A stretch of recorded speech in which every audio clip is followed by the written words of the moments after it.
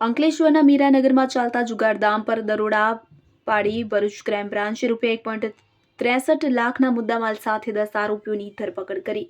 Bharuch crime બ્રાન્ચની team Ankleshwar GIDC police મથક વિસ્તારમાં પેટ્રોલિંગમાં હતી તે દરમિયાન બાતમી મળી હતી કે રાજપીપળા રોડ પર આવેલ મીરાનગરમાં પ્લોટ નંબર 72માં ત્રીજા માળે આવેલ રૂમમાં અબ્દુલ વસીમ અબ્દુલ હકીમ ખાન માણસો બહારથી બોલાવી ભેગા કરી આર્થિક ફાયદા માટે રૂપિયાની પત્તા પાના વડે રૂપિયાની હાર જીતનો જુગાર રમાડે છે, કે જેના આધારે દરોડા પાડતા જુગાર રમતા 10 જુગારી ઝડપાતા પોલીસે તેઓ પાસેથી રોકડ તેમજ મોબાઈલ મળી ₹1.63 લાખનો મુદ્દામાલ કબજે કર્યો હતો।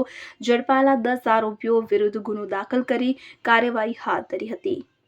Bureau report, Bharuch.